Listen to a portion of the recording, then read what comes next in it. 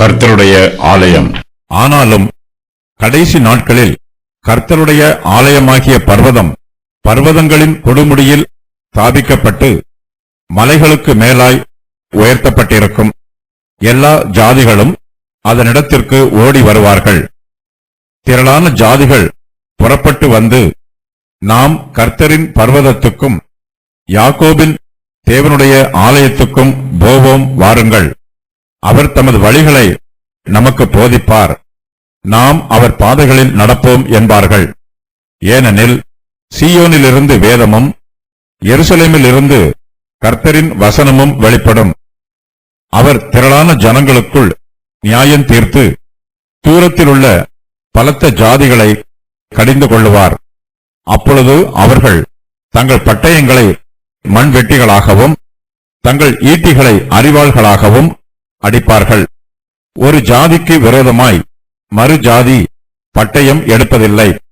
இனி அவர்கள் யுத்தத்தை கற்பதுமில்லை. அவனவன் தன் தன் திராட்சைச் செடியின் நிழலிலும் தன் தன் அத்திமரத்தின் நிழலிலும் பயப்படுத்துவார் இல்லாமல் உட்காருவான். சேனைகளுடைய கர்த்தரின் வாய் இதைச் சொல்லிற்று. சகல ஜனங்களும் தங்கள் தங்கள் தேவனுடைய நாமத்தை பற்றிக்கொண்டு நடப்பார்கள். நாங்களும் எங்கள் தேவனாகிய கர்த்தருடைய நாமத்தை பற்றிக்கொண்டு என்றென்றைக்கும் உள்ள சதா காலங்களிலும் நடப்போம். கர்த்தர் சொல்லுகிறது என்னவென்றால், அந்நாளிலே நான் நொண்டியானவளை சேர்த்து தள்ளுண்டவளையும் தீங்கு அனுபவித்தவளையும் கூட்டிக் கொண்டு நொண்டியானவளை மீதியான ஜனமாகவும் தூரமாய் தள்ளுண்டு போனவளை பலத்த ஜாதியாகவும் வைப்பேன். அவர்கள் பேரில் கர்த்தர் சீயோன் பர்வதத்திலே இது முதல் என்றென்றைக்கும் ராஜாவாயிருப்பார். மீகா இந்த அதிகாரத்தை ஆறுதலான வார்த்தைகளினால் ஆரம்பிக்கிறார். சபையில் பாவமும் துன்மார்க்கமும் மிகுந்திருக்கும் போது சீயோன் வயல்வெளியைப் போல உளப்படும். தேசத்தில் அக்கிரமமும் அநியாயமும் அதிகமாய் இருக்கும்போது தேசம் மண்மேடுகளாய் அழிந்து போகும். சீயோன் வயல்வெளியைப் போல உளப்படுவதை பார்க்கும்போது அது ஒரு நாளில் அழிந்து போகும் என்னும் பயம் நமக்குள் உண்டாகும். ஆனாலும் நம்முடைய விசுவாசத்தில் நாம் சோர்ந்து போக வேண்டியதில்லை. ஒரு சபை வயல்வெளியைப் போல உளப்பட்டாலும் அதனுடைய அழிவின் மீது மற்றொரு சபை கட்டி எழுப்பப்படும். கடைசி நாட்களில் கர்த்தருடைய ஆலயமாகிய பர்வதம் பர்வதங்களின் கொடுமுடியில் ஸ்தாபிக்கப்படும் என்று மீகா சொல்லுகிறார். சீயோன் வயல்வெளியைப் போல உளப்பட்டாலும் கடைசி நாட்களில் அது மறுபடியும் ஸ்தாபிக்கப்படும். சீயோன் இழந்து போன மகிமையை திரும்ப பெற்றுக்கொள்ளும். கர்த்தருடைய ஆலயமாகிய பர்வதம் மலைகளுக்கு மேலாய் உயர்த்தப்பட்டிருக்கும். சீயோன் வயல்வெளியைப் போல உளப்பட்டாலும் கர்த்தர் சீயோனின் ஜனங்களை வெளியே துரத்திவிடவில்லை. யூதர்கள் தங்களுடைய ரட்சிப்பை இழந்து போனார்கள். அதனால் ரட்சிப்பு புறஜாதியாருக்கு வந்தது. இப்படி இருக்க விழுந்து போகும்படிக்கா இடறினார்கள் என்று கேட்கிறேன். அப்படி அல்லவே, அவர்களுக்குள்ளே வைராக்கியத்தை எழுப்பத்தக்கதாக அவர்களுடைய தவறுதலினாலே புறஜாதிகளுக்கு ரட்சிப்பு கிடைத்தது. அவர்களுடைய தவறு உலகத்திற்கு ஐஸ்வர்யமும் அவர்களுடைய குறைவு புறஜாதிகளுக்கு ஐஸ்வர்யமுமாய் இருக்க அவர்களுடைய நிறைவு எவ்வளவு அதிகமாய் அப்படி இருக்கும். ரோமர் 11:11-12, மீகா 4:1-3 வரை உள்ள வசனங்களில் சொல்லுகிற தீர்க்க தரிசனத்தை ஏசாயாவும் சொல்லியிருக்கிறார். கடைசி நாட்களில் கர்த்தருடைய ஆலயமாகிய பர்வதம் பர்வதங்களின் கொடுமுடியில் ஸ்தாபிக்கப்பட்டு மலைகளுக்கு மேலாய் உயர்த்தப்படும். எல்லா ஜாதிகளும் அதற்கு ஓடி வருவார்கள். திரளான ஜனங்கள் புறப்பட்டு வந்து, நாம் கர்த்தரின் பர்வதத்துக்கும் யாக்கோபின் தேவனுடைய ஆலயத்துக்கும் போவோம், வாருங்கள். அவர் தமது வழிகளை நமக்கு போதிப்பார், நாம் அவர் பாதைகளில் நடப்போம் என்பார்கள். ஏனெனில் சீயோனில் இருந்து வேதமும் எருசலேமில் இருந்து கர்த்தரின் வசனமும் வெளிப்படும். அவர் ஜாதிகளுக்குள் நியாயம் தீர்த்து திரளான ஜனங்களை கடிந்து கொள்வார். அப்பொழுது அவர்கள் தங்கள் பட்டயங்களை மண்வெட்டிகளாகவும் தங்கள் ஈட்டிகளை அரிவாள்களாகவும் அடிப்பார்கள். ஜாதிக்கு விரோதமாய் ஜாதி பட்டயம் எடுப்பதில்லை. இனி அவர்கள் யுத்தத்தை கற்பதுமில்லை. ஏசாயா 2:2-4 வரை. யூதருடைய சபை அழிந்து போன பின்பு இந்த உலகத்தில் கர்த்தருடைய சபை ஸ்தாபிக்கப்படும். இது மேசியாவின் நாட்களில் ஸ்தாபிக்கப்படும்.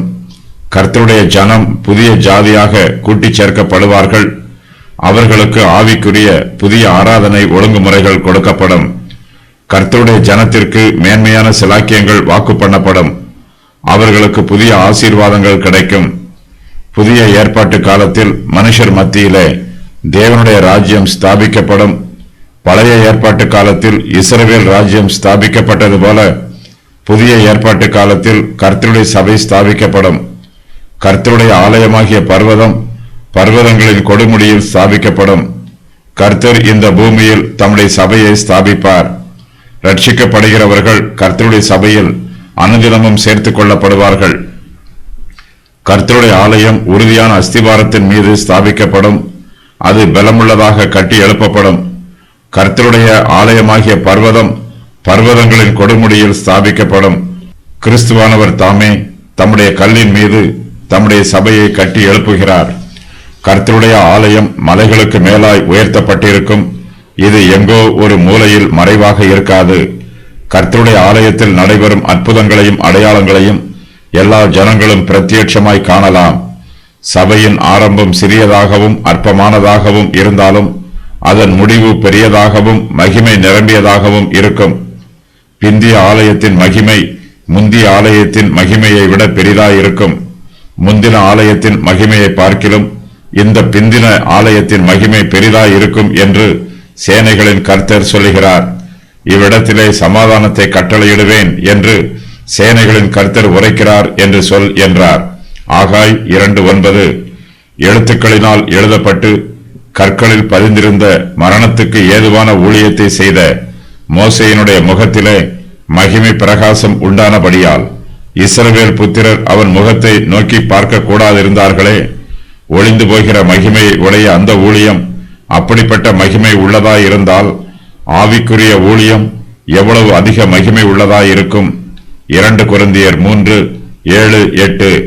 ரட்சிக்கப்படுகிறவர்கள் கர்த்தருடைய சபையில் திரளான எண்ணிக்கையில் கூடி வருவார்கள். விசுவாசிகள் கர்த்தருடைய சபைக்கு நதியைப் போல வந்து கொண்டே இருப்பார்கள். அவர்கள் எல்லா திசைகளிலும் இருந்தும் வருவார்கள். சுவிசேஷ காலத்தில் பல தேசத்தார் கர்த்தருடைய சபைக்கு வருவார்கள். கர்த்தருடைய ஊழியக்காரர்கள் எல்லா தேசங்களுக்கும் புறப்பட்டு போவார்கள். அவர்கள் எல்லா ஜாதியார் மத்தியிலும் எல்லா பாஷைக்காரர் மத்தியிலும் கர்த்தருடைய சுவிசேஷத்தை பிரசங்கிப்பார்கள். அவர்களுடைய ஊழிய பிரயாசம் வீணாய் போகாது. திரளான ஜாதிகள் புறப்பட்டு வந்து நாம் கர்த்தரின் பர்வதத்துக்கும் யாக்கோபின் தேவனுடைய ஆலயத்துக்கும் போவோம், வாருங்கள். அவர் தமது வழிகளை நமக்கு போதிப்பார், நாம் அவர் பாதைகளில் நடப்போம் என்பார்கள். விசுவாசிகள் கர்த்தருடைய வழியில் நடக்க வேண்டும். கர்த்தரோடு கூட நடக்க வேண்டும். கர்த்தருடைய வார்த்தைகளுக்கு செவி கொடுத்து அதற்கு கீழ்ப்படிந்து நடக்க வேண்டும். விசுவாசிகள் கர்த்தரை சார்ந்து அவரை விசுவாசித்து ஜீவிக்க வேண்டும். சீயோனில் இருந்து வேதமும் எருசலேமில் இருந்து கர்த்தரின் வசனமும் வெளிப்படும். இந்த பூமியிலே கர்த்தரை பற்றிய புதிய சத்தியங்கள் வெளிப்படுத்தப்படும். கர்த்தருடைய வார்த்தையின் அஸ்திபாரத்தில் சபை கட்டி எழுப்பப்படுகிறது. திரளான ஜனங்கள் கர்த்தருடைய சபைக்கு வந்து சேருவார்கள். கர்த்தரின் வசனம் என்பது இயேசு கிறிஸ்துவின் சுவிசேஷத்தை குறிக்கிறது. கர்த்தராகிய இயேசு கிறிஸ்து தம்முடைய சுவிசேஷ வாக்கியங்களை பிரசங்கித்தார். அது முதலாவது கர்த்தர் மூலமாய் அறிவிக்கப்பட்டு பின்பு அவரிடத்தில் கேட்கப்பட்டவர்களாலே நமக்கு உறுதியாக்கப்பட்டது. எபிரெயர் 2:3. இயேசு கிறிஸ்துவின் சுவிசேஷம் விசுவாசத்தின் பிரமாணமாகும். புதிய ஏற்பாட்டு காலத்து விசுவாசிகளாகிய நாம் கிறிஸ்துவின் பிரமாணத்திற்கு கீழ்ப்படிந்து ஜீவிக்க வேண்டும். கிறிஸ்துவின் பிரமாணம் எருசலேமில் இருந்து வெளிப்படுகிறது. இது சீயோனில் இருந்து வெளிப்படுகிறது. சீயோனில் இருந்து வேதமும் எருசலேமில் இருந்து வசனமும் வெளிப்படும். பழைய ஏற்பாட்டுக்கும் புதிய ஏற்பாட்டுக்கும் நெருங்கிய தொடர்பு உண்டு. கிறிஸ்துவின் சுவிசேஷத்திற்கும் பழைய ஏற்பாட்டில் எழுதப்பட்டிருக்கிற பிரமாணத்திற்கும் முரண்பாடு எதுவும் இல்லை. கிறிஸ்துவின் சுவிசேஷம் பழைய ஏற்பாட்டு பிரமாணத்தை விவரிக்கிறது. பழைய ஏற்பாடு என்னும் வேரில் இருந்து புதிய ஏற்பாடு என்னும் கிளை முளைத்து எழும்பி இருக்கிறது. கர்த்தராகிய இயேசு கிறிஸ்து எருசலேமிலே தம்முடைய சுவிசேஷத்தை பிரசங்கித்தார். அங்கே அநேக அற்புதங்களை நடப்பித்தார். கிறிஸ்துவானவர் எருசலேமிலே மரித்தார், அடக்கம் பண்ணப்பட்டார், உயிர்த்தெழுந்தார், பரமேறினார். எருசலேமிலே பரிசுத்த ஆவியானவர் ஊற்றப்பட்டார். பாவத்திற்கு மனம் திரும்ப வேண்டும் என்று எல்லா ஜாதியாருக்கும் பிரசங்கிக்கிறவர்கள் தங்களுடைய ஊழியத்தை முதலாவதாக எருசலேமிலே ஆரம்பிக்க வேண்டும். எருசலேமில் இருந்து கர்த்தரின் வசனம் வெளிப்படும். கிறிஸ்துவானவர் தம்முடைய வார்த்தைகளை அற்புதங்களினாலும் அடையாளங்களினாலும் உறுதி பண்ணுகிறார். இயேசு கிறிஸ்துவின் சுவிசேஷம் பிரசங்கம் பண்ணப்படும் போது கர்த்தருடைய தெய்வீக வல்லமை சுவிசேஷ செய்தியை உறுதி பண்ணுகிறது. எங்கெல்லாம் கிறிஸ்துவின் சுவிசேஷம் பிரசங்கிக்கப்படுகிறதோ அங்கெல்லாம் தெய்வீக வல்லமையும் வெளிப்படுகிறது. கிறிஸ்துவானவர் திரளான ஜனங்களை நியாயம் தீர்க்கிறார். அவர் தூரத்தில் உள்ள பலத்த ஜாதிகளை கடிந்து கொள்கிறார். மேசியாவின் ராஜ்யம் இந்த பூமியில் ஸ்தாபிக்கப்படும் போது மனுஷர் ஒருவருக்கொருவர் சமாதானமாய் இருப்பார்கள், ஒருவர் மீது ஒருவர் அன்பு கூறுவார்கள். கிறிஸ்துவின் ராஜ்யம் ஸ்தாபிக்கப்படும் போது பூமியில் மனுஷர் மத்தியிலே சந்தோஷமும் சமாதானமும் நிரம்பி இருக்கும். ஒருவனையும் தூஷியாமலும் சண்டை பண்ணாமலும் பொறுமை உள்ளவர்களாய் எல்லா மனுஷருக்கும் சாந்த குணத்தை காண்பிக்கவும் அவர்களுக்கு நினைப்பூட்டு. ஏனெனில் முற்காலத்திலே நாமும் புத்தியினரும் கீழ்ப்படியாதவர்களும் வழிதப்பி நடக்கிறவர்களும் பலவித இச்சைகளுக்கும் இன்பங்களுக்கும் அடிமைப்பட்டவர்களும் துர்க்குணத்தோடும் பொறாமையோடும் ஜீவனம் பண்ணுகிறவர்களும் பகைக்கப்படத்தக்கவர்களும் ஒருவரை ஒருவர் பகைக்கிறவர்களுமாய் இருந்தோம். தீத்து 3:2-3. ரட்சிக்கப்படுவதற்கு முன்பு துன்மார்க்கராயும் பாவிகளாயும் இருந்தவர்கள் ரட்சிக்கப்பட்ட பின்பு நீதிமான்களாக இருப்பார்கள். பிறருக்கு தீங்கு செய்தவர்கள் இனிமேல் நன்மை செய்வார்கள். பிறரை காயப்படுத்தியவர்கள் அவர்களுக்கு காயம் கட்டுவார்கள். சண்டையை விரும்பியவர்கள் சமாதானத்தை விரும்புவார்கள். யுத்த பிரியராய் இருந்தவர்கள் சமாதான பிரியராய் இருப்பார்கள். எங்கெல்லாம் சுவிசேஷம் மனுஷரை ஆளுகை செய்கிறதோ அங்கெல்லாம் மனுஷருடைய இருதயங்களில் சமாதானமும் அன்பும் நிரம்பி இருக்கும். இந்த மாற்றம் பரலோகத்திலிருந்து வரும் ஞானத்தினால் உண்டாகிறது. தேசங்களில் சுவிசேஷம் பிரசங்கிக்கப்படும் போது அந்த தேசத்தார் மற்ற தேசங்கள் மீது யுத்தம் பண்ணாமல் அமைதியை விரும்புவார்கள். சுவிசேஷத்தின் விளைவினால் உலகம் முழுவதும் சமாதானம் இருக்கும். மேசியாவின் ராஜ்யம் ஸ்தாபிக்கப்படும் போது மனுஷர்கள் தங்கள் பட்டயங்களை மண்வெட்டிகளாகவும் தங்கள் ஈட்டிகளை அரிவாள்களாகவும் அடிப்பார்கள். ஒரு ஜாதிக்கு விரோதமாய் மறு ஜாதி பட்டயம் எடுப்பதில்லை. இனி அவர்கள் யுத்தத்தை கற்பதும் இல்லை. ஜனங்கள் யுத்த ஆயுதங்களை பயன்படுத்த மாட்டார்கள். யுத்தத்திலே பயன்படுத்தப்படும் யுத்த ஆயுதங்களை விவசாய கருவிகளாக மாற்றுவார்கள். கிறிஸ்துவின் ராஜ்யத்திலே அவனவன் தன் தன் திராட்சை செடியின் நிழலிலும் தன் தன் அத்திமரத்தின் நிழலிலும் பயப்படுத்துவார் இல்லாமல் உட்காருவான். கிறிஸ்துவின் ராஜ்யத்தில் இளைப்பாறுவதற்கு திராட்சை செடியின் நிழலும் அத்திமரத்தின் நிழலும் போதுமானதாயிருக்கும். ஜனங்கள் இலைகளின் நிழலில் அமைதியாக அமர்ந்திருப்பார்கள். அவர்களை ஒருவரும் துன்பப்படுத்த மாட்டார்கள். அவர்களுக்கு விரோதமாக யாரும் கேடு செய்யவும் மாட்டார்கள். மேசியாவின் ராஜ்யத்தில் ஜனங்கள் விருட்சங்களின் பழங்களை அமைதியாகவும் ஆறுதலாகவும் புசித்து திருப்தி அடைவார்கள். ஜனங்களை பயப்படுத்துவதற்கு ஒருவரும் இருக்க மாட்டார்கள். இதனால் ஜனங்களும் பயப்படாமல் இருப்பார்கள். சேனைகளுடைய கர்த்தரின் வாய் இதை சொல்லிற்று என்று மீகா சொல்லுகிறார். சபைகள் விசுவாசத்தில் வளர்ச்சி பெறும். சபையில் ஆவிக்குரிய ஆராதனைகள் ஒழுங்காய் நடைபெறும். தேசத்தில் சமாதானம் இருப்பதினால் ஜனங்கள் எல்லோரும் கர்த்தரை விசுவாசித்து நன்மை செய்வார்கள். அவர்கள் கர்த்தரை சார்ந்து ஜீவிப்பார்கள். சகல ஜனங்களும் தங்களுடைய தேவனுடைய நாமத்தை பற்றி கொண்டு நடப்பார்கள். நாங்களும் எங்கள் தேவனாகிய கர்த்தருடைய நாமத்தை பற்றி கொண்டு என்றென்றைக்கும் உள்ள சதா காலங்களிலும் நடப்போம் என்று விசுவாசிகள் சந்தோஷமாய் சொல்லுவார்கள். இஸ்ரவேல் வம்சத்தார் கர்த்தருக்கு விரோதமாய் பாவம் செய்தபோது கர்த்தர் அவர்கள் மீது கோபம் கொண்டார். அவர்களை நியாயம் தீர்த்து அந்நிய தேசத்தார் மத்தியிலே சிதறிப்போக பண்ணினார். கர்த்தருடைய ஜனத்திற்கு அவர்களுடைய பாவங்களினால் வேதனைகளும் நெருக்கங்களும் உபத்திரவங்களும் உண்டாயிற்று. கர்த்தர் தம்முடைய கோபத்தினால் இஸ்ரவேல் வம்சத்தாரை தண்டித்தாலும் தம்முடைய கிருபைகளையும் இரக்கங்களையும் அவர்களுக்கு காண்பிக்கிறார். அந்நிய தேசங்களுக்கு சிதறிப்போனவர்களை கூட்டிச் சேர்க்கிறார். அந்நிய தேசத்து சிறையிருப்புக்கு போனவர்களை விடுவித்து அவர்களுடைய சொந்த தேசத்திற்கு மறுபடியும் அழைத்து வந்து அங்கே அவர்களை குடியேற்றுகிறார். பழைய ஏற்பாட்டின் முடிவு காலத்தில் கர்த்தருடைய இஸ்ரவேல் ஜனத்தார் மிகவும் தாழ்வான நிலைமையில் இருந்தார்கள். அவர்களுக்கு போதுமான உதவிகள் கிடைக்கவில்லை. இஸ்ரவேல் புத்திரர் ஆதரவுகளும் உதவிகளும் இல்லாமல் மிகுந்த துன்பங்களையும் வேதனைகளையும் அனுபவித்தார்கள். யூதேயா தேசத்தின் பாவங்களும் அக்கிரமங்களுமே அவர்களுடைய வேதனைகளுக்கு காரணம். இஸ்ரவேல் புத்திரரில் அதிகாரத்தில் இருந்தவர்களும் ஆளுகை செய்தவர்களும் சாதாரண ஜனங்களை ஒடுக்கினார்கள். தரித்திரர், திக்கற்றவர், விதவைகள் ஆகியோர்களின் வழக்குகள் நீதியாக விசாரிக்கப்படவில்லை. அவர்களுக்கு நியாயமான தீர்ப்பு சொல்லப்படவில்லை. ஒடுக்கப்பட்டவர்களின் பெருமூச்சு கர்த்தருடைய செவிகளில் எட்டிற்று. தம்முடைய ஜனத்தை ஒடுக்குகிறவர்களை கர்த்தர் உபத்திரவங்களுக்கு ஒப்புக் கொடுத்தார். ஒடுக்கப்பட்டவர்கள் மந்தையில் உள்ள நசலான ஆடுகளைப் போலவும் சிதறிப்போன ஆடுகளைப் போலவும் பதறிப்போன ஆடுகளைப் போலவும் இருக்கிறார்கள். நான் காணாமற் போனதை தேடி துரத்துண்டதை திரும்ப கொண்டு வந்து எலும்பு முறிந்ததை காயம் கட்டி நசல் கொண்டதை திடப்படுத்துவேன். நியாயத்துக்கு தக்கதாய் அவைகளை மேய்த்து புஷ்டியும் பலமும் உள்ளவைகளை அளிப்பேன். எசேக்கியேல் 34:16. என் ஜனங்கள் காணாமற் போன ஆடுகள். அவர்களுடைய மேய்ப்பர்கள் அவர்களை சிதறப் பண்ணி பர்வதங்களில் அலைய விட்டார்கள். ஒரு மலையில் இருந்து மறுமலைக்கு போனார்கள். தங்கள் தொழுவத்தை மறந்து விட்டார்கள். எரேமியா 50:6. இஸ்ரவேல் தெரிப்பட்டு போன ஆடு. சிங்கங்கள் அதை துரத்தின.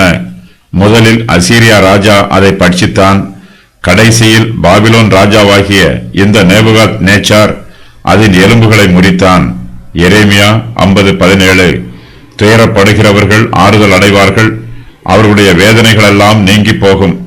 காணாமற் போனவர்கள் கண்டுபிடிக்கப்படுவார்கள். அவர்களுக்கு ஆறுதல் உண்டாகும். அதற்கு அவர், காணாமற் போன ஆடுகளாகிய இஸ்ரவேல் வீட்டாரிடத்திற்கு அனுப்பப்பட்டனே அன்றி மற்றபடி அல்ல என்றார். மத்தேயு 15:24. இஸ்ரவேல் வீட்டார் காணாமற் போன ஆடுகளைப் போல இருக்கிறார்கள். கர்த்தராகிய இயேசு கிறிஸ்து அவர்கள் மத்தியிலே தம்முடைய அப்போஸ்தலர்களை அனுப்புகிறார். காணாமற் போன ஆடுகளாகிய இஸ்ரவேல் வீட்டாரிடத்திற்கு போங்கள் என்று இயேசு சொல்லுகிறார்.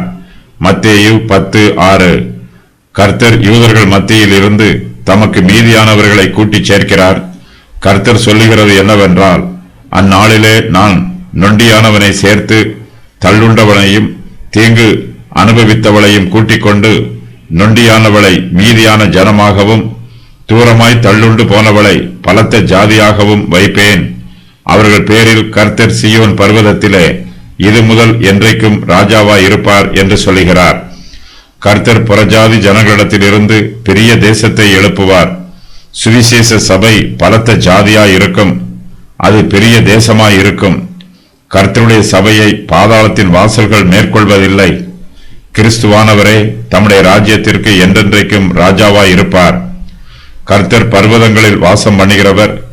கர்த்தருடைய பரலோக நகரமும் பூமிக்குரிய எருசலேமும் அவருடைய தலை நகரங்களாகும். இந்த நகரங்கள் பர்வதங்களின் மேல் உள்ளன. நிறைவேறிய முன் அறிவிப்புகள். தனக்கு ராஜாவும் ஆலோசனைக்காரரும் இல்லாததினால் யூதா சத்தமிட்டு கதரும். பிரசவிக்கிற ஸ்திரீக்கு ஒத்த வேதனை யூதாவுக்கு உண்டாகும். யூதா நகரத்திலிருந்து புறப்பட்டு வெளிகளில் தங்கும். பாபிலோன் வரைக்கும் போகும். பாபிலோனில் இருந்து விடுவிக்கப்படும். அங்கே கர்த்தர் யூதாவை அதன் சத்துருக்களின் கைக்கு நீங்களாக்கி மீட்பார். நிறைவேற வேண்டிய முன் அறிவிப்புகள். கடைசி நாட்களில் கர்த்தருடைய நாளில் 1000 வருஷ அரசாட்சியில் இவை நிறைவேறும். கர்த்தருடைய ஆலயமாக்கிய பர்வதம் பர்வதங்களின் கொடுமுடியில் ஸ்தாபிக்கப்படும். எல்லா ஜாதிகளும் அதனிடத்திற்கு ஓடி வருவார்கள். திரளான ஜாதிகள் புறப்பட்டு வந்து, நாம் கர்த்தரின் பர்வதத்துக்கும் யாக்கோபின் தேவனுடைய ஆலயத்துக்கும் போவோம் வாருங்கள் என்பார்கள். அவர் தமது வழிகளை நமக்கு போதிப்பார். நாம் அவர் பாதைகளில் நடப்போம் என்பார்கள். சீயோனில் இருந்து வேதம் முழு உலகத்திற்கும் வெளிப்படும். எருசலேமில் இருந்து கர்த்தரின் வசனமும் வெளிப்படும். எருசலேமில் இருந்து மிஷனரிகள் உலகம் முழுவதும் புறப்பட்டு சென்று கர்த்தரை குறித்து பிரசங்கிப்பார்கள். மேசியா திரளான ஜனங்களுக்குள் நியாயம் தீர்ப்பார். தூரத்தில் உள்ள பலத்த ஜாதிகளை கடிந்து கொள்வார். அப்பொழுது அவர்கள் தங்கள் பட்டயங்களை மண்வெட்டிகளாகவும் தங்கள் ஈட்டிகளை அரிவாள்களாகவும் அடிப்பார்கள். ஒரு ஜாதிக்கு விரோதமாய் மறு ஜாதி பட்டயம் எடுப்பதில்லை. இனி அவர்கள் யுத்தத்தை கற்பதும் இல்லை. அவனவன் தன் தன் திராட்சை செடியின் நிழலிலும் தன் தன் அத்திமரத்தின் நிழலிலும் உட்காருவான். அவர்களை பயப்படுத்துவார் ஒருவரும் இருக்க மாட்டார்கள். அந்நாளிலே மேசியா நொண்டியானவனை சேர்த்து தள்ளுண்டவளையும் தீங்கு அனுபவித்தவளையும் கூட்டிக் கொள்வார். மேசியா நொண்டியானவளை மீதியான ஜனமாகவும் தூரமாய் தள்ளுண்டு போனவளை பலத்த ஜாதியாகவும் வைப்பார். அவர்கள் பேரில் கர்த்தர் சீயோன் பர்வதத்திலே இது முதல் என்றென்றைக்கும் ராஜாவாய் இருப்பார். ராஜரீகம் சீயோன் மலைக்கும் எருசலேமுக்கும் வரும். சீயோன் தீட்டுப்படுவாளாக, எங்கள் கண் அவளை காண்பதாக என்று சொல்லி அநேக ஜாதியார் அதற்கு விரோதமாக கூடியிருப்பார்கள். கர்த்தர் அரிக்கட்டுகளைப் போல அவர்களை களத்திலே சேர்ப்பார். சீயோன் குமாரத்தியே, நீ எழுந்து போரடி. கர்த்தர் உன் கொம்புகளை இரும்பாக்குவார், உன் குளம்புகளை வெண்கலமாக்குவார். சீயோன் குமாரத்தி அநேக ஜனங்களை நொறுக்கி போடும். அவர்கள் தேடிச் சேர்த்ததை கர்த்தருக்கென்றும் அவர்களுடைய ஆஸ்தியை பூமிக்கெல்லாம் ஆண்டவராய் இருக்கிறவருக்கென்றும் கர்த்தர் நியமிப்பார். அவனவன் தன் தன் திராட்சை செடியின் நிழலில் உட்காருவான் என்பது எபிரெயருடைய வழக்கு சொல்லாகும். இந்த வாக்கியம் ஆசீர்வாதமான வாழ்க்கையை கூறுவதற்கு பயன்படுத்தப்படுகிறது. மீகா 4:6-8 வரை உள்ள வசனங்களில் கூறப்பட்டிருக்கும் நிகழ்ச்சிகள். கர்த்தர் எல்லா தேசங்களிலும் இருந்து யூதர்களை கூட்டி வந்து அவர்களுடைய சொந்த தேசத்தில் ஸ்தாபிப்பார். கூட்டி சேர்க்கப்பட்ட யூதர்களை பெரிய தேசமாக ஸ்தாபிப்பார். கிறிஸ்து இஸ்ரவேலின் மீது நித்திய காலமாக ஆளுகை செய்வார். கிறிஸ்துவனுடைய நித்திய ராஜ்யத்தின் தலைநகரம் சீயோன் பர்வதத்திலும் எருசலேமிலும் இருக்கும். இவை அனைத்திற்கும் முன்பு பாபிலோனிய சிறையிருப்பு உண்டாகும்.